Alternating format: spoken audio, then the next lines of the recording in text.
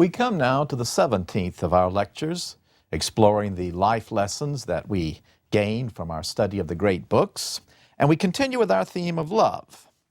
And in this lecture, we want to examine one of the most violent and cold-blooded loves of all time, the Thane of Cawdor, Macbeth, and his wife, Lady Macbeth, and the violence they wrought upon others and upon themselves out of their love and ambition and quest for greatness. Shakespeare's Macbeth is one of his most powerful plays. It was, in fact, the favorite play of President Lincoln of all the Shakespearean plays, and he knew the plays very, very well. It was written at the height of Shakespeare's creative powers, produced first in 1606, right along with Antony and Cleopatra, which we examined in our last lecture, Hamlet, which we have examined in this course, and Othello. And it is set in Scotland and is true history. Shakespeare's main source was the Chronicles of England, Scotland, and Ireland, written by Raphael Holinshed and published in a second edition, which is the one that Shakespeare used in 1587.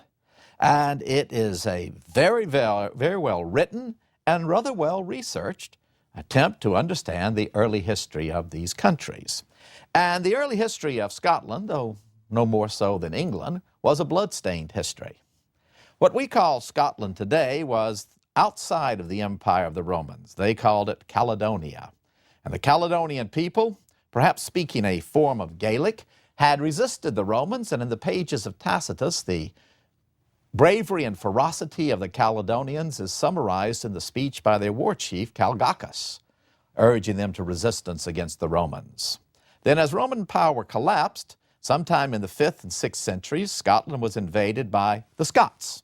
So Caledonia was invaded by the Scots, coming across from Ireland in little round boats. Now you can imagine crossing the sea in these little round boats, what a ferocious people they were. And they settled there, and Scotland by the year 1040, which is the time of Macbeth, was divided into a number of clans, like the MacDonalds, like the Macbeths, with warlike chieftains in charge of the clan, living in their strongholds, and able to rally to their banners hundreds of their clansmen in their tartan-plaid pants, stripping down to the nude for battle, tattooing themselves blue, putting mud in their hair to make it stick up, and using their broadswords with enormous bravery and ferocity. And against the charge of these Scotsmen, almost no line of battle could stand. Cold and bitter in the winter, rainy in the summer, it is hardly a land to inspire a lot of warmth in you. And so the Scots were too. It was said that in the age of Macbeth, the Scottish women marched forth with their men to battle, that they had never allowed another woman to nurse their child. They wanted the child to drink out of their own breast, the ferocity needed to survive in this land. The Scottish army could march into battle eating nothing but oat cakes, living off of freshly killed meat, slaking their thirst from cold streams. And the women that fought alongside them killed the first living thing that they saw and then bathed their faces in it. So this is the land of Macbeth. A land torn by internal rivalries. The High King of Scotland is always very precarious upon his throne, with others conspiring against him, other of his fellow noblemen, and under attack from the English from the south, the Angles and Saxons, and from the Danes and Norwegians, for Scotland is very close to Norway, and also in dangerous relationships frequently with Ireland. So it is a land of bloodshed and intrigue. And into this land comes Macbeth and Lady Macbeth in their search for power. That is the history into which they enter. Our play opens with witches on a blasted heath. When shall we three meet again? In thunder lightning or in rain? When the hurly-burly's done? When the battle's lost and won? For fair is foul and foul is fair, hover through the fog and filthy air. Now, first of all, these witches are real. We should not think that they're somehow apparitions of Macbeth's mind, that the audience chuckled at them as we chuckle at them. To the 17th century of Shakespeare and to the 17th century of Salem, Massachusetts, Witches were real creatures. They were women, some cases men, warlocks, who had given themselves to the devil in return for power, such as to be able to see into the future, to fly through the filthy air. Witchcraft was recognized by the churches. It was recognized and studied by the most learned men of the time who wrote dissertations upon it. It was recognized by the law. So witchcraft existed. People were burned at the stake for being witches. And it was also a statement of the existence of evil. Evil is something when we want to banish in our own day. We want to have good but no evil. Well, you can't have good without evil. And the 17th century believed in real evil. It was a manifest power embodied in Satan himself, the dark angel whom Macbeth serves. And these witches introduce the scene to us of evil, but they also let us know, when they tell us that fair is foul and foul is fair, when the battle's lost and won, that everything is going to be turned upside down in this play, and nothing is going to be what it seems to be. And it is all an illusion that leads us to disaster. Now we're introduced to Macbeth himself through the eyes of the King of Scotland, Duncan. Now he and Macbeth are first cousins. They were both the grandsons of the former king, Malcolm. But Duncan has come to the throne, and he is a man of much charity. He's a very good man, almost too good to be king over such a brutal land. And his very goodness has encouraged some of his clan chieftains to rise up against him. And the lords of the Western Isles, like the Hebrides, have risen up into revolt. But he learns that their revolt has been quashed by Macbeth. What a good and valiant gentleman he is, this Thane of Glamis. Brave in battle, true to us, the one man I can count upon. But then more news is brought that lured on by the disorder in Scotland from the revolt of the lords of the Western Isles, the Norwegians have attacked. These fierce Vikings have swept down upon the land, but good news follows fast, for Macbeth has defeated them as well. And so the king says, my true servant, Macbeth, I will make him Thane of Cawdor as well, because the Norwegians were aided by the Thane. It's like an earl, the Earl of Cawdor, and he will lose his place, and what he has lost, Macbeth will win. But as he is riding to see the king, not knowing of these new awards, Macbeth encounters these same witches there on the blasted heath. And they hail him, hail Thane of Glamis. Well, he understands that. He's inherited that title. But then, hail Thane of Cawdor. How can that be? The Thane of Cawdor lives and is a well-known gentleman. All hail Macbeth. You shall be king hereafter. I will be king hereafter. Ah. And with him is his friend and another general and noble Scotsman, Banquo.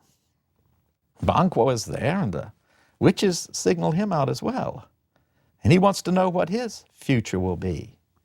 Banquo, you will be less than, but greater than Macbeth. You will not be a king, but you will give rise to kings. So they ride on. Then they're encountered by two noblemen bringing word from the king. And the first thing they say when they meet Macbeth is, hail, Thane of Cawdor. I've gotten it. It's coming true. All of it is coming true. And so he goes on and meets the king, and the king tells him in the kindest terms possible, I have planted you, now I'm going to water you, I'm going to make you flourish, I'm going to make you a very great man in this kingdom. Now, isn't that enough to want? The love and respect of your cousin, who is the king, to be able to serve him, to have the honors and wealth that he pours upon you? No, you see, ambition can never be satisfied. The king asks if he may spend the night with Macbeth and Lady Macbeth. And Macbeth rides home. He's already sent letters to his wife, and she has read these letters, and she is even more ambitious than her husband. Oh, what these wonderful letters say, and he's been promised to be Thane of Cawdor, and now is, and might be king, but she worries just a little bit about Macbeth. You know, the milk of human kindness runs too deeply in him. And she worries that he lacks the stern heart to do the evil deeds that must be done to come to power. Now, in the course of this, you might just some point or other ask why anybody would want to be king of Scotland. It's a terrible place in these days. A lot of worries. Why not just be the second in command? The king has all the real worries. You have the honors and get to serve him. But no. You always want to be top. You always want that job at the top without really considering whether you have all the qualities that go with it. So Lady Macbeth is determined that her husband shall be king. And she would say to you, why not be king? It's as high as you can go. Macbeth arrives home, and his wife tells him what they may have to do. The king arrives, and everything seems so peaceful. The king comments on the lovely castle, on the beautiful evening, on even how the birds of spring and summer seem to cast their blessings upon this peaceful place. Of course, everything is just the opposite of what it seems. And this is a place where evil is going to occur.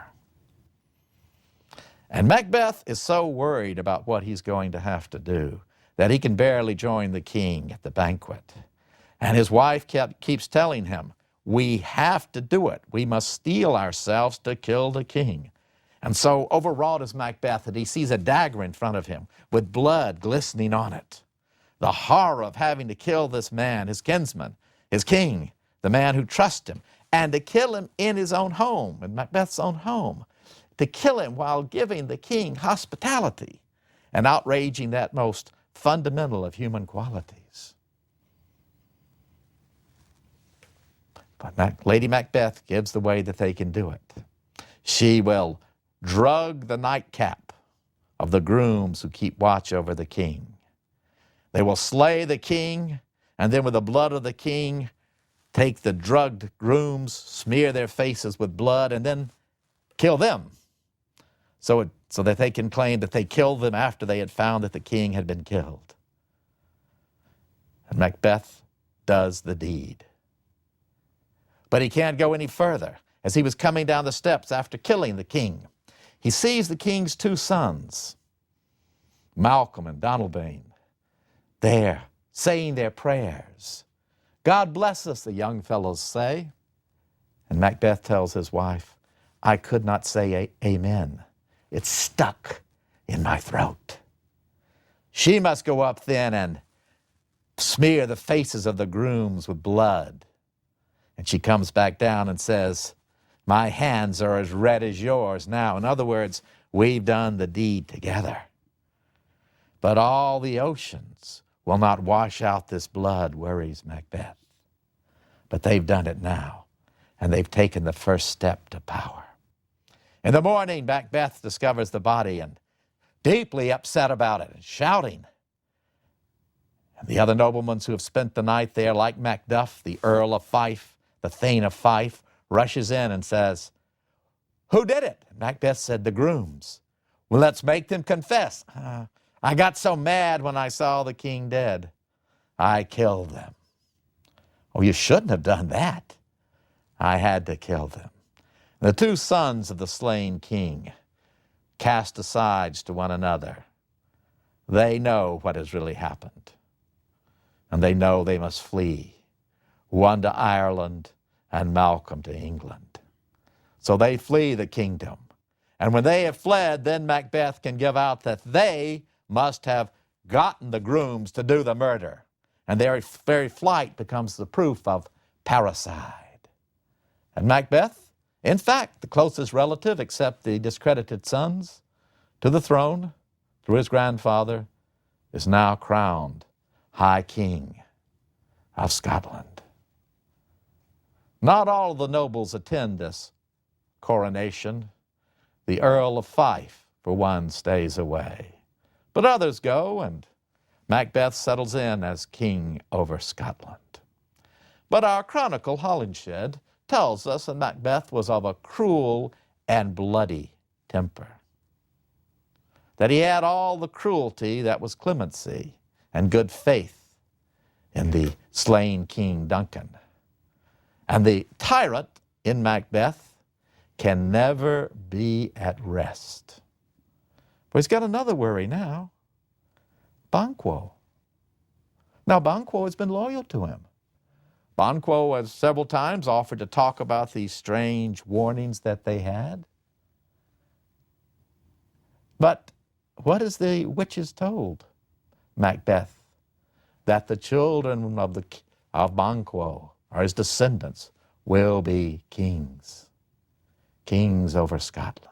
And Macbeth cannot get that out of his mind. Why do you become a king unless to leave it to your children? And so the threat, Banquo, must be destroyed. And Macbeth cannot rest until he's killed him. So all the nobles are gathered there at the Macbeth's castle, and they're going to have a banquet at 7. You're at leisure until that time. Good thing, Banquo. Will you ride today? Yes, King, I will ride. Will you take your son with you? Fleance. Yes, I will take my son Fleance with me. Enjoy yourselves. Don't come back too late. It may be dark before we come back, Your Majesty. Then we will be waiting for you and the feast will be ready. But Macbeth hires 2 bloodthirsty murderers. We might call them sociopaths. That's how they describe themselves. We are those whom the world has treated so badly, who's done so many evil things to the world and has had evil done back to us that there's nothing we will not do. So we are at your disposal, King, to kill Banquo and his son. So the banquet is laid out, and the noblemen of Scotland are there, and Macbeth, in good form, is entertaining them. And the murderers rap on the door and tell the porter that they're there, and Macbeth slips out to say, "Did you get it done?" Yes, we killed Banquo." "Ah, my joy is complete then, because you killed the son too." "Ah, you see, no, he got away in all the confusion." "Oh, only half done." So his mind can't let him rest.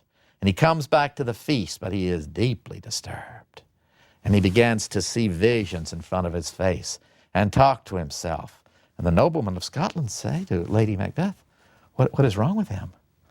He has been like that since his youth. He has these seizures that come upon him, these fits. They will go away soon. But then he sees the ghost of the slain Banquo. "What are you doing there? What are you doing in that seat?" What's he talking to? The seat is empty. "How could you come back? You're gone." What's wrong with him? Don't try to talk to him now. You will just make him more upset. Take your leave and don't go in any particular order. Just go and let the king come back to himself. Do you see how the power and the ambition that we have to do begins to corrupt us? This love of power.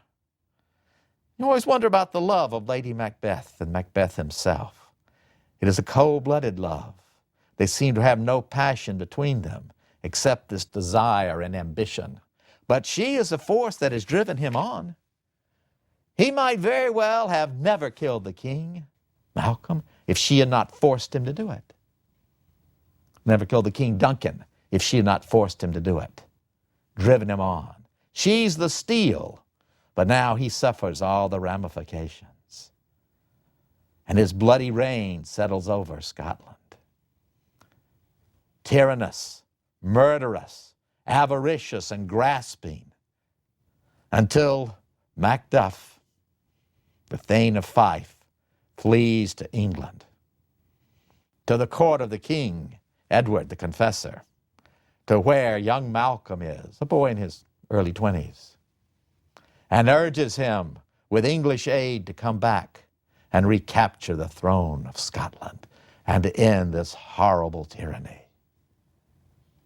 Scotland is like a body that does gash from 100 wounds, and every day a new gash comes upon it, says Macduff. to young Malcolm. You must be king and destroy this tyrant. What sort of king do you want? One as unlike Macbeth as possible. One like unto your father, the sainted Duncan. One sprung from your mother, who was more often on her knees praying than standing up. Do you say that a tyrant is lascivious? Well, of course, a tyrant is lascivious. You'd never get a tyrant as lascivious as I am. I am far more lascivious than Macbeth. And not all the women in Scotland will be enough for me if I come back and be king. Well, that may not be the worst quality that someone can have. We won't worry about that. Should a tyrant be avaricious? Well, a tyrant is avaricious. Then I, Malcolm, am greedy in all regards. I am greedy in all regards. I will seize every bit of treasure, and it'll be like pouring it into a vast well. There will never be enough treasure for me. I will seize every man's goods. I am as corrupted by power as anyone can be, and I will wash my hands in blood. Temperance, justice, mercy, all of these I despise. Is that what you want? And never, says Macduff, never. Oh, woe for our land, Scotland. You are as evil as Macbeth. No, I'm not. I wanted to test you. I wanted to see if you would say, go ahead, be all those things, just overthrow Macbeth and make me powerful. No, I have never yet known a woman. I have no need for money. I want power only to restore the peace and sanity of my country. And so they found the man who should be king. But Macbeth is getting more and more worried about all of these things, and he's got to get his career counseling service again, or his spin masters, these witches. So he goes to see the witches again. And now they have lured him as far as they need to.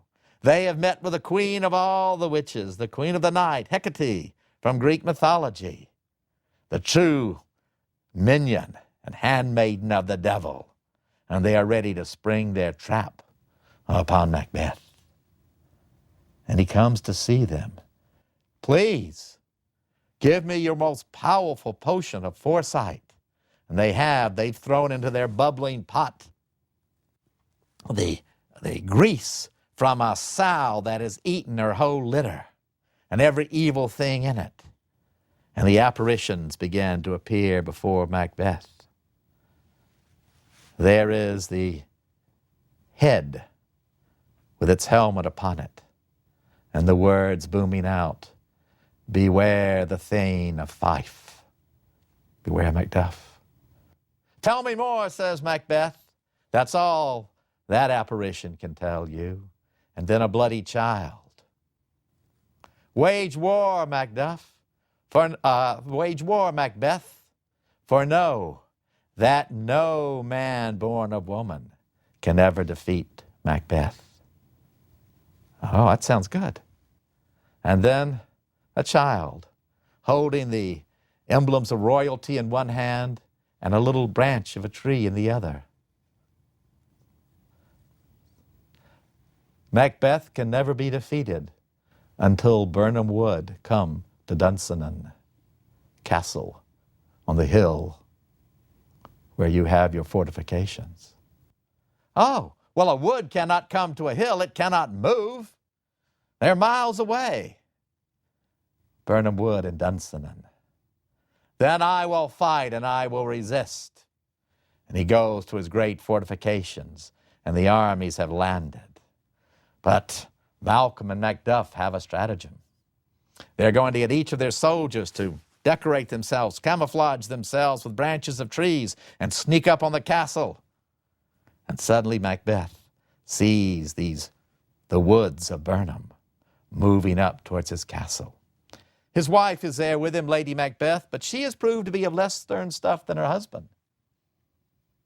She walks at night, and the doctor there held under constraint says there's little hope for her. Her mind is so in disarray from this terrible suffering and guilt. She feels the guilt far more than Macbeth does. And she commits suicide. I wish there were more time to think about it, said Macbeth when given the news, but time marches on. And anyway, life, it is a tale told by an idiot, full of sound and fury and signifying nothing.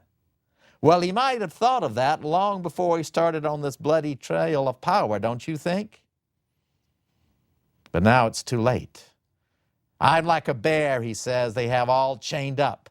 I must fight on. It says when somebody tells you, hang in there, you know you're finished. That is the most depressing thing anybody can say to you, and Macbeth is telling himself, well, hang in there. And Macduff, the Thane of Fife, seeks him out. And Macbeth says, I'm not afraid of you in any way whatsoever. I can never be killed by any man born of woman. Ha, ha, ha. Should have looked a little more deeply into that, for I was untimely ripped from my mother's womb. So Birnam Wood has come to its castle, and he now faces a man ripped untimely from his mother's womb. Lay on then, Macduff, and damned be he who first cries, hold, enough. Macbeth is slain, and Malcolm receives the Thane of Fife, Macduff, bearing the bloody head with its helmet upon it of Macbeth. Behold the tyrant! And the final scene is of the gentle Malcolm calling the noblemen for the first time by their English titles, earls, and asking them to come and watch him be crowned King of Scotland. And Macbeth's head will be put upon the walls of the castle to be eaten by crows and ravens. This bloody tale, this tale of tyranny, was a tale full familiar to Englishmen. After all, 2 generations before, King Henry had been one of the most bloody tyrants in history. Like the tyrant in Plato, turned into a werewolf, devouring in this case his own wives in pursuit of his own gratitude and hopes for power. So the audience of Shakespeare knew what tyranny was. They had heard, even indirectly, of Machiavelli and his prince. It's a work that Shakespeare knew about if you want power, then you must do anything to get it and to keep it. But the Elizabethan audience, the audience of Shakespeare, also knew that perhaps even greater than tyranny was the threat of civil war. So you were balanced between these two extremes, civil war or the tyrant. And Macbeth is a chilling portrait of the true evil that can be a tyrant. Why, even King Henry, murdering his wives or putting Thomas More to death for standing up to him, is nothing compared to the tyrants that we have seen in the 20th century. A Hitler who kills 6 million people just for being who they are. A Stalin who may have killed 20 million of his own people for no purpose other than to get and keep power. So this perverted form of love that has joined together Macbeth and Lady Macbeth in the pursuit of happiness and power that they believed would come with, the happiness that they believe will come with power. It's no archaic notion. It is one that stalks us every day. And there is not one of us who has not had our own minor experience with that tyrannical personality who seeks to rise to power, no matter how petty the job may seem, and to dominate others by whatever means are necessary.